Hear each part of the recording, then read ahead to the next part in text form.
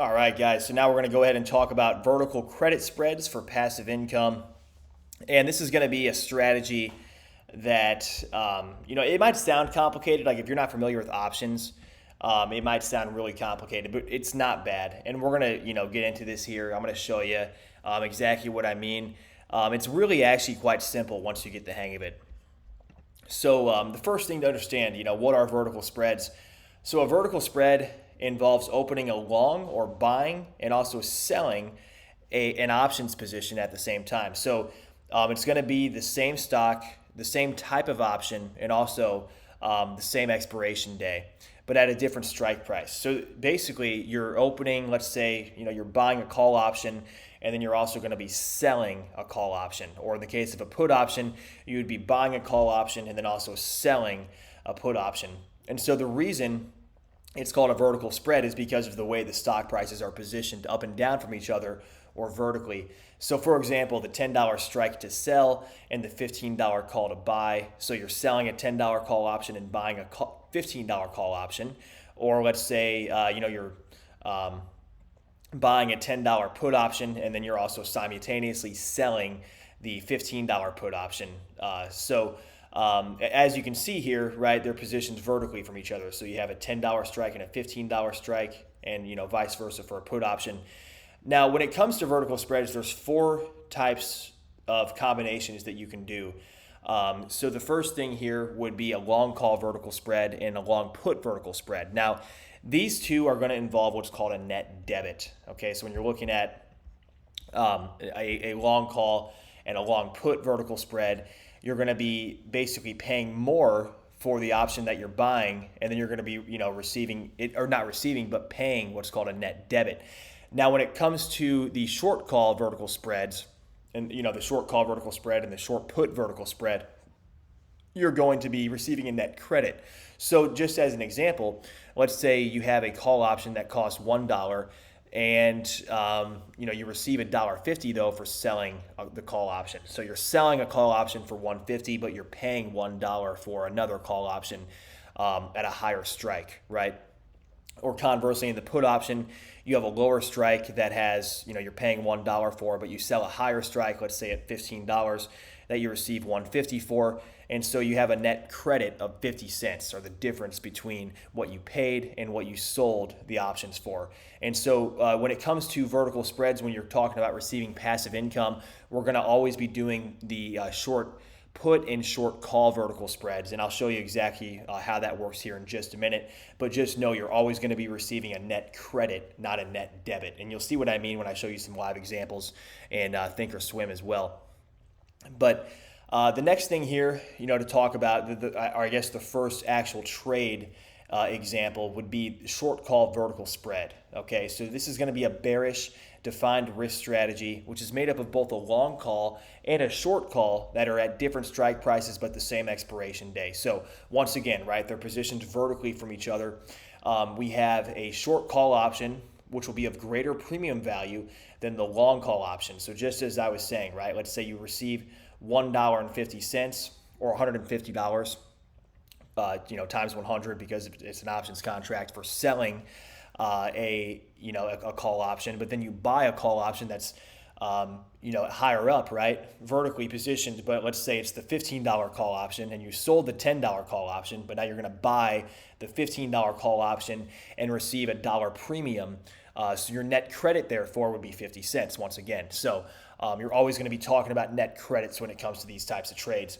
So as I mentioned, right, the net credit is going to be the max profit for the trade, which will be reached if the stock price on the expiration day is below or equal to the short call option strike price.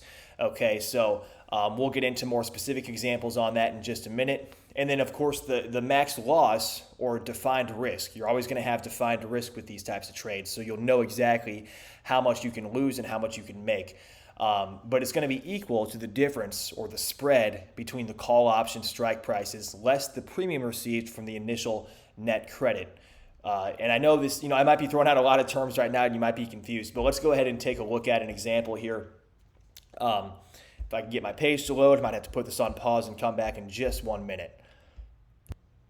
Okay, so I'm back.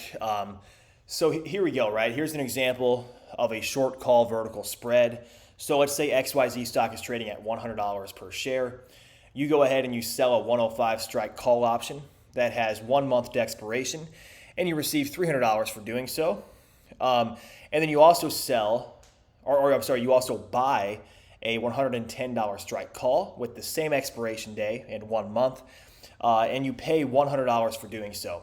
So here's the mechanics of it, right? Once again, so you're selling the 105 strike call. It's trading at $100, right? So you're selling an out of the money 105 strike call option that expires in 1 month, and you receive $300 for doing so. So that's yours, but then you have to pay, since you're simultaneously doing this, you're paying $100 for that 110 strike call option. So your net credit is going to be $200. That's the max profit you can make on this trade. And that profit is going to be realized if the stock stays below the short call option strike, which is 105. Okay, so you want the stock to not move up, right? That's why we're calling it a short call vertical spread. You receive that net credit, right? So you're basically short, right? These options. You don't want the stock to go above that strike price of 105. Now, if it does, you're going to start losing money. Okay, now this maximum loss on the bottom here, you'll see that if the stock rises above 110, which in this case is the difference between the strikes, less the net credit of $200 for the max loss of $300 on this trade. So, as you can see, the strike is 110 minus 105, $5 times 100, right? Since there's 100 per options contract, 100 shares. So the $500 loss, right? But that's not your net loss.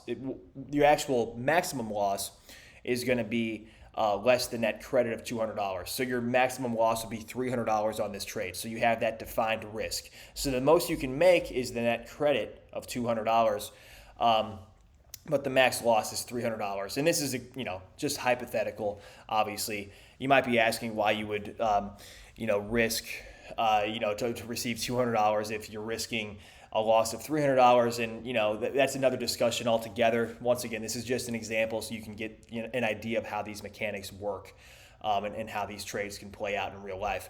But let's go ahead and go to the next page here. This is going to be pretty similar in terms of what we just talked about, but this is going to be what's called the short put vertical spread.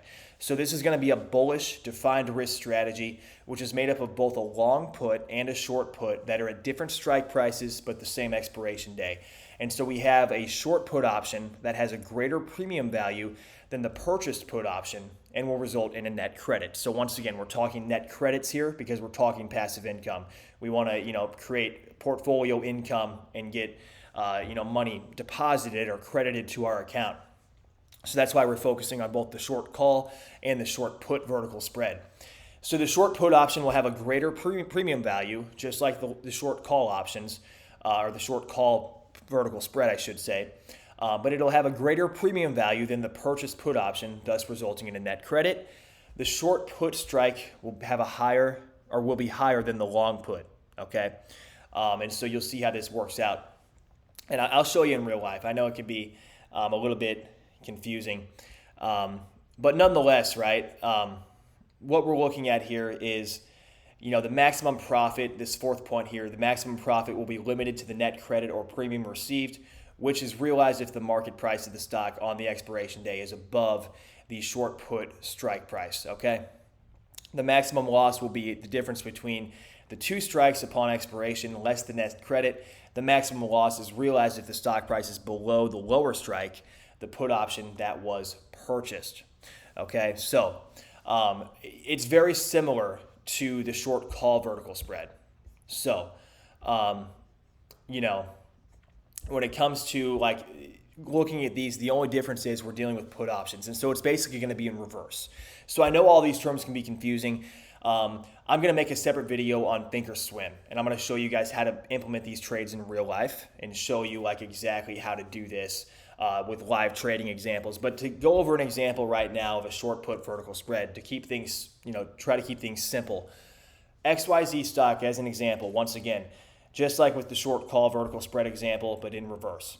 XYZ stock is trading at $100. You sell a 95 strike put option expiring in 1 month and receive $300 for doing so. And then you also buy a $90 strike put option expiring in 1 month and pay $100 for doing so. So as you can see here, right, since, put options, we're betting on the price going down. If you're long a put option, you're betting that the price will decrease in value.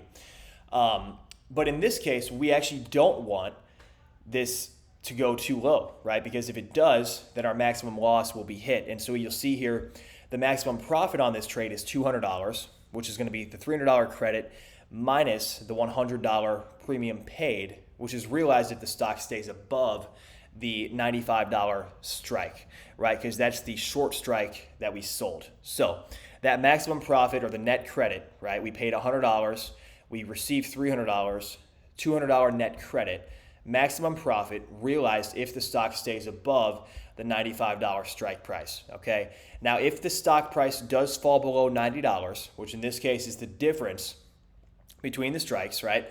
We have the $5 per share difference in strikes, 95 minus 90, $5 times 100, less the net credit of $200 for a maximum loss of $300 on this trade. So hopefully this makes a little bit more sense actually going over the examples, because I know when you're looking at like the definitions and everything, it's, for me personally, I learn better by looking at it and actually doing it. So we're going to go over that in the next video. Like I said, we're going to actually look over some examples of vertical spreads and how this can play out in real life. But, looking at, just going over this as like a summary, right? Vertical spreads, or vertical credit spreads in particular, is what we discussed in this presentation, are an option strategy that can be used for passive income against your portfolio. So your max loss is going to be the net credit, or the difference between the credit received and the debit paid to purchase the long option.